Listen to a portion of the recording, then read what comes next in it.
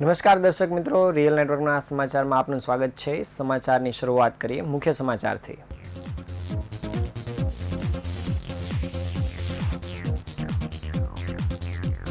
સુરત શહેરના લોકસભા બેઠકના high voltage ડ્રામાનો અંત। કોંગ્રેસના ઉમેદવાર નિલેશ કુંભાણીનું ફોર્મ થયું રદ। 46 લોકો સાથે 3.5 કરોડની ચીટિંગમાં ફિલ્મ પ્રોડ્યુસર પ્રદીપ ઝડપાયો।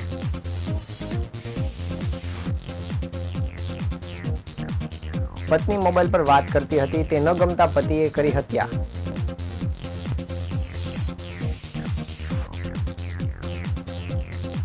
દુબઈમાં મેનેજર તરીકે નોકરી કરતી મહિલાને કેનેડાના પીઆરના ચક્કરમાં 22 લાખ ગુમાવ્યા।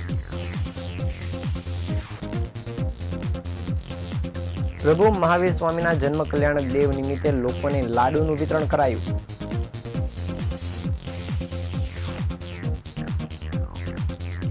સુરત પીપલ્સ બેંક્સના 103માં મંગલ પ્રવેશ નિમિત્તે રક્તદાન કેમ્પ યોજાયો। 500થી વધુ બોટલ રક્ત એકત્ર થયું।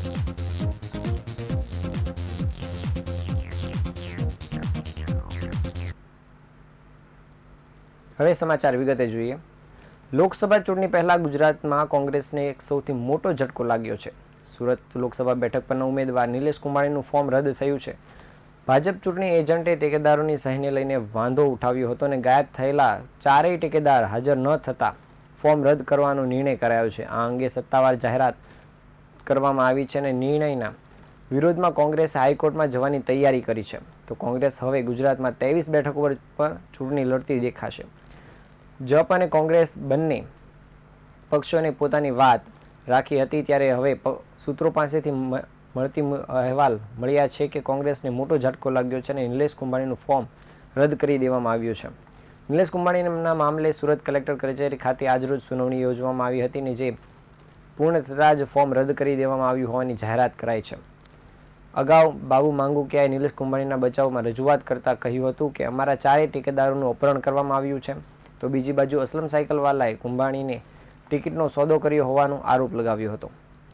સુરત લોકસભા બેઠક માટે ભરાયેલા ફોર્મ માટે શનિવારે સવારે 11 કલાકે શરૂ થયેલી સ્ક્રુટિની દરમિયાન ભાજપ ઉમેદવારના એજન્ટ દિનેશ જોધાણીએ વાંધો રજૂ કર્યો હતો કે માહિતી પ્રમાણે કોંગ્રેસના ઉમેદવારની દરખાસ્ત કરનારા જેન્યુઇન નથી, જે અંગે કોંગ્રેસના ચૂંટણી એજન્ટ ભૌતિક કોલડિયાએ જણાવ્યું હતું, જાણ કરાઈ હતી અને બપોરના 1 વાગ્યે સુનાવણી રાખવામાં આવી હતી અને 18 એપ્રિલે ફોર્મ ભરનાર કોંગ્રેસ ઉમેદવાર નિલેશ કુંભાણીના ફોર્મમાં દરખાસ્ત કરનાર તરીકે સહી કરનારા રમેશભાઈ પોલરા, જગદીશભાઈ સાવલિયા અને ધ્રુવીનભાઈ ધામેલિયાએ ચૂંટણી અધિકારી સમક્ષ રૂબરૂ હાજર થઈને જણાવ્યું હતું કે ઉમેદવારના ફોર્મમાં જેમણે સહી કરી નથી કે ફોર્મ ભરતી વખતે રૂબરૂ આવ્યા નથી। આ અંગે તેમણે સોગંદનામું પણ આપ્યું હતું।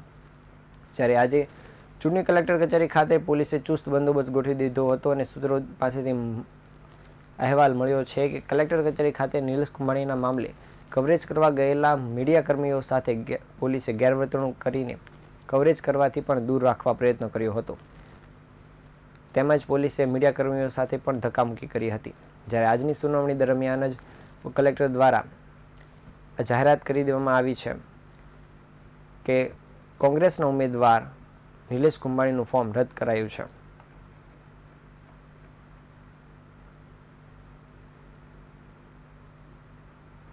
રદ કરવાનો જે ચુકાદો આવ્યો છે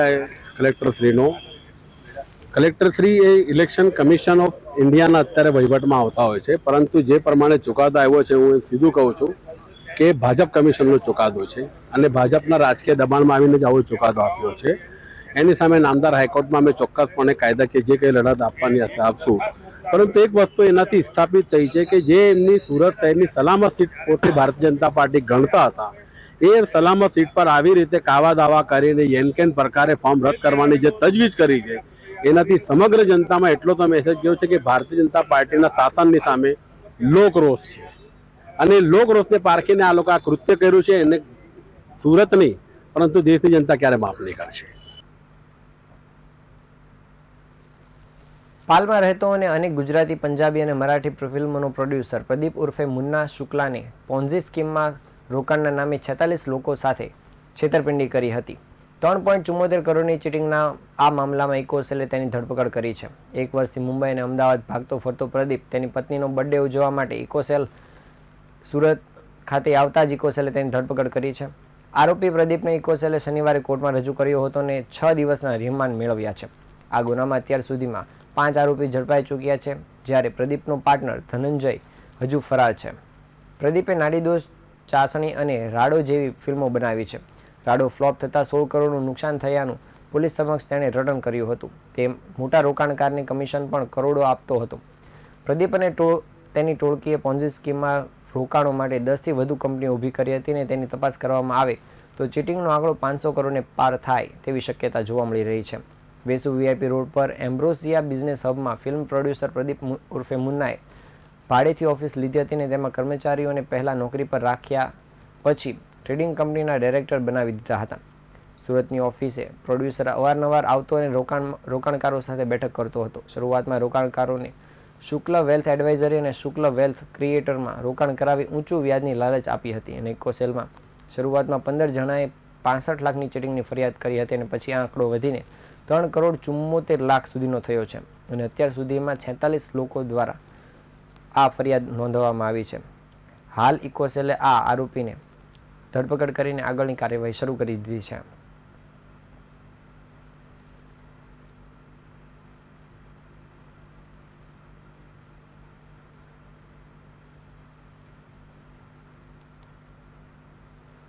સુરતના સચિન પોલીસ મથકની હદમાં મહિલાની હત્યા થઈ છે.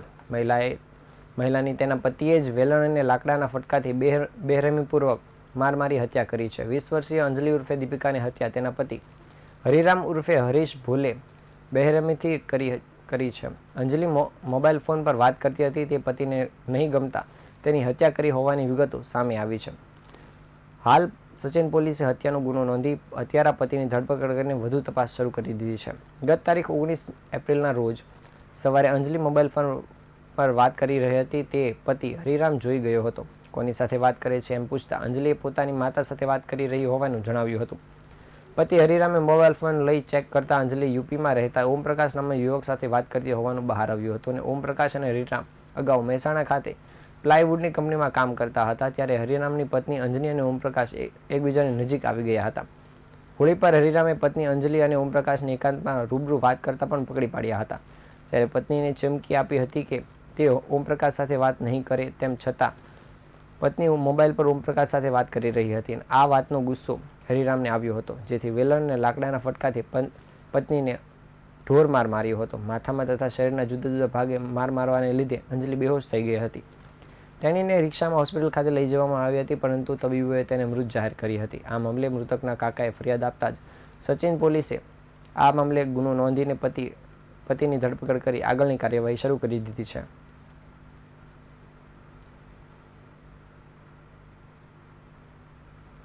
દુબઈમાં એકાઉન્ટ મેનેજરની નોકરી કરતી રાજકોટની મહિલાને કેનેડાના વર્ક પરમિટ વિઝા લેવાના ચક્કરમાં 21 લાખ ગુમાવવાનો વારો આવ્યો છે, જેમાં ભોગ બનનાર મહિલાએ ભારત આવીને સીઆઈડી ક્રાઇમને ફરિયાદ આપતા પોલીસે ટ્રાવેલ એજન્ટ ઇરફાન સૌરભ ભાટિયા અને તેની પત્ની અને નિખિલ આહુજા સામે ગુનો દાખલ કર્યો છે.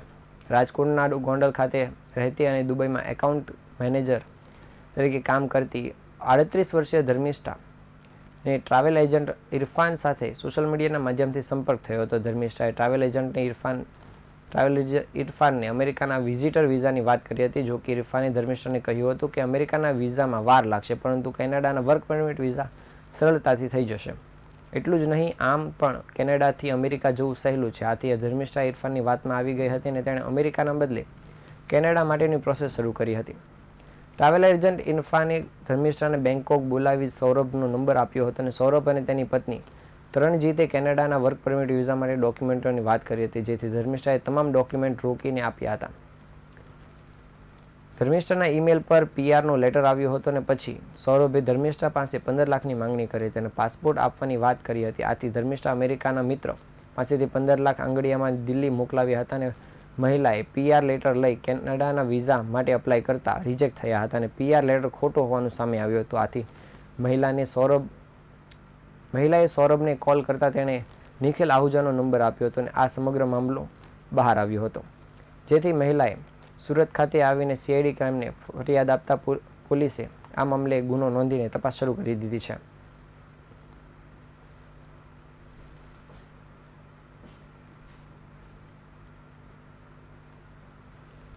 સુરતમાં પ્રભુ મહાવીર સ્વામી જનકલ્યાણક દિનની ઉત્સાહભેર ઉજવણી કરવામાં આવી હતી. શહેરમાં અલગ અલગ કાર્યક્રમોનું આયોજન કરવામાં આવ્યું હતું, જ્યારે શ્રી જૈન શ્વેતાંબર મૂર્તિપૂજક યુવા મહાસંગ્રહ દ્વારા મોઢું મીઠું કાર્યક્રમનું આયોજન કરવામાં આવ્યું હતું. સુરત શહેરના વિવિધ જાહેર માર્ગો પર લાડુનું વિતરણ કરીને લોકોનું મોઢું મીઠું કરાવાયું હતું. ત્યારે આજના સવારના સમયે સ્ટાર બજાર નીચે લાડુના વિતરણનો કાર્યક્રમ યોજવામાં આવ્યો હતો. યુવક મહાસંઘના રાષ્ટ્રીય ઉપાધ્યક્ષ નીરવ સાહેબ દ્વારા જણાવ્યું હતું કે દર વર્ષની જેમ આ વર્ષે પણ 5 લાખથી વધુ લાડુ બનાવવામાં આવ્યા હતા અને બુંદીના લાડુ રસ્તા પરથી પસાર થતા વાહન ચાલકો અને રાહદારીઓને આપવામાં આવ્યા હતા. આ સાથે જ મહાવીર સ્વામી જનકલ્યાણકની લોકોને મીઠું મોઢું કરાવીને ઉજવણી કરવામાં આવી હતી.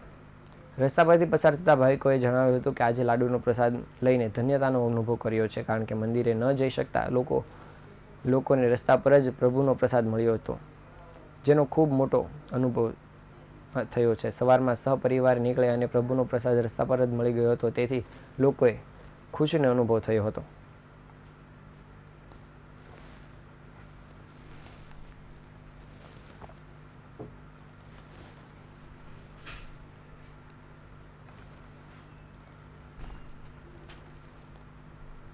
પ્રભુ મહાવીર સ્વામીના જન્મ કલ્યાણક દિનની આજે 2622માં જન્મ કલ્યાણકની ભવ્ય ઉજવણી સમસ્ત સુરત શહેર સહિત ગુજરાત અને ભારત વર્ષમાં થઈ રહી છે.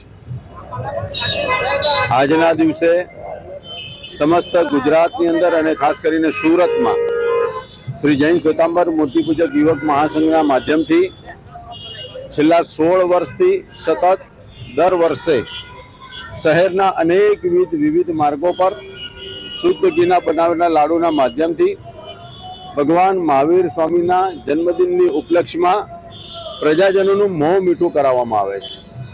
ભાવના એક જ છે હૃદયની અંદર કે આ મીઠી મધુર આપના જીવનની અંદર પ્રસરે, અહિંસાના સિદ્ધાંતોનો વધુમાં વધુ વ્યાપ થાય અને આજે જ્યારે વિશ્વ ક્યાંક ને ક્યાંક અલગ અલગ દેશોમાં પણ જે પ્રકારે યુદ્ધની પરિસ્થિતિઓ થઈ રહી છે, યુદ્ધ નિર્માણ થઈ રહ્યા છે, યુદ્ધ ચાલી રહ્યા છે, તો ઝડપથી આ તમામ દેશોની અંદર પણ શાંતિ સ્થપાય, ભારત વર્ષમાં પણ વિશેષ રીતે એક શાંતિની વિશેષ ઉદ્ઘોષણા થાય તેવા એક શુભ ભાવથી આજે આ શુદ્ધ ઘીના બનાવેલા લાડુના માધ્યમથી શહેરના પ્રજાજનોનું મોં મીઠું કરાવી રહ્યા છીએ. Surat people's cooperative bank limited દ્વારા મેગા રક્તદાન કેમ્પનું આયોજન કરવામાં આવ્યું હતું. બેંકના 103માં જ સ્થાપન દિન નિમિત્તે રક્તદાન કેમ્પ દયાલજી કેળવણી મંડળ મજુરા ગેટ ખાતે યોજવામાં આવ્યો હતો, જેમાં સભાસદ મિત્રો સહિતના રક્તદાતાઓએ હર્ષભેર ભાગ લઈને રક્તદાન કર્યું હતું. 500થી વધુ યુનિટ રક્ત એકત્રિત કરવામાં આવ્યું હતું. બેંકના પ્રમુખ અમિત ગુજ્જરે જણાવ્યું હતું કે બેંક દ્વારા આ સુંદર આયોજન કરવામાં આવ્યું હતું અને દર વર્ષની જેમ આ વર્ષે પણ સામાજિક ઉત્તરદાયિત્વ નિભાવવાના માટે રક્તદાન કેમ્પનું આયોજન કરવામાં આવ્યું છે. વિશાળ સંખ્યામાં રક્તદાતાઓ દ્વારા એકત્ર થઈને આ રજાના દિવસે રક્તદાન કરી અને સામાજિક કાર્યમાં ભાગ લીધો છે. તેમજ મહેશ ગાંધીએ જણાવ્યું હતું કે રક્તદાન કેમ્પની શરૂઆત કેક કટિંગથી કરવામાં આવી હતી. બેંકના સભાસદો અને તેમના પરિવારજનો દ્વારા આ રક્તદાન કેમ્પમાં ઉપસ્થિત રહ્યા હતા. રક્તદાતાઓએ કોઈ પણ તકલીફ ન પડે તે માટે ચા નાસ્તા સહિતની આયોજન કરવામાં આવ્યું હતું. ગરમીને લઈને રક્તદાતાઓને ઠંડક મળી રહે તે માટે પણ વ્યવસ્થા કરાઈ હતી. એક રક્તદાતા 3 વ્યક્તિનું જીવન બચાવી શકતો હોય છે, ત્યારે 500થી વધુ યુનિટ રક્ત એકત્રિત કરીને 1500 લોકોનું જીવન મળી શકે તે માટેની સહાય લોકો દ્વારા કરવામાં આવી છે. Amit Gajjar, chairman the Surat people's cooperative bank. આજે અમારી બેંકના 103માં સ્થાપના દિવસે જેમ દર વર્ષની પરંપરા પ્રમાણે અમે અમારા સામાજિક ઉત્તરદાયિત્વના વહન માટે દર વર્ષે બ્લડ ડોનેશન કેમ્પ કરતા હોઈએ છીએ, તેમ આ વર્ષે પણ અમે કરી રહ્યા છે. અને દર વર્ષની જેમ આ વખતે અમારા સભાસદો અને અમારા મિત્રોનો અભૂતપૂર્વ સહકાર અમને મળ્યો છે. અત્યાર સુધીમાં લગભગ 250 બોટલ અમે રક્ત એકત્રિત કરી શક્યા છે અને અમારો ટાર્ગેટ 500 બોટલનો છે. તો અમને ચોક્કસ આશા છે કે અમે પૂરું કરી શકશું. અમરોલીના કોસાડ વિસ્તારમાં આવેલ શ્રી બળિયાદેવ મંદિર ખાતે આ ચૈત્ર મહિનાને લઈને હવનનું આયોજન કરવામાં આવ્યું હતું, જેમાં મોટી સંખ્યામાં લોકોએ ભાગ લઈને આશીર્વાદ મેળવ્યા હતા. હાલ ચૈત્ર માસ ચાલી રહ્યો છે, જેને લઈને સુરત શહેરના જુદા જુદા મંદિરમાં વિવિધ કાર્યક્રમોનું આયોજન કરવામાં આવી રહ્યું છે. ત્યારે અમરોલી વિસ્તારમાં આવેલા કોસાડ ખાતેના શ્રી બળિયાદેવ મંદિર ખાતે આજ રોજ એક વિશેષ આયોજન કરવામાં આવ્યું હતું. છેલ્લા 75 વર્ષથી આ મંદિર ખાતે ચૈત્ર માસ દરમિયાન વિવિધ આયોજન કરવામાં આવે છે, જેમાં આજ રોજ હવનનું આયોજન કરવામાં આવ્યું હતું. આ હવનમાં આજુબાજુના ગામના તમામ ભક્તોએ ખૂબ જ આશા સાથે ભાગ લીધો હતો. જ્યારે આ મંદિર ખાતે પ્રાચીન ભક્તિભાવનું માતમ પણ જોડાયેલું છે. મંદિરમાં યોજાયેલા આ હવનમાં મોટી સંખ્યામાં લોકોએ હાજર રહી અને ભક્તિનું ભાથું બાંધ્યું હતું.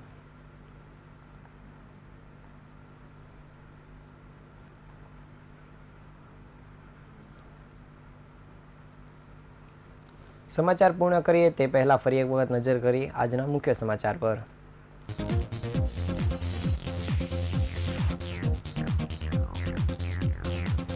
સુરત લોકસભા બેઠકના હાઈ વોલ્ટેજ ડ્રામાનો અંત. કોંગ્રેસના ઉમેદવાર નિલેશ કુંભાણીનું ફોર્મ થયું રદ.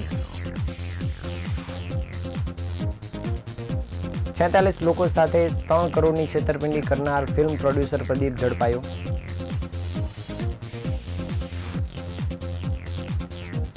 પત્ની મોબાઈલ પર વાત કરતી હતી, તે ન ગમતા પતિએ કરી હત્યા.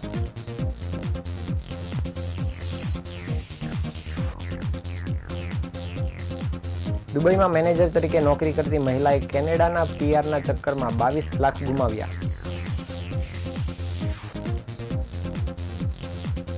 પ્રભુ મહાવીર સ્વામીના જન્મ કલ્યાણક દેવ નિમિત્તે લોકોને લાડુનું વિતરણ કરાયું.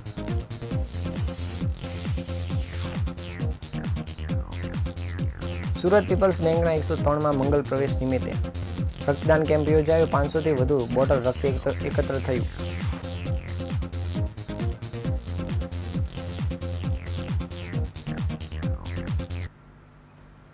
આ હતા આજના મુખ્ય સમાચાર.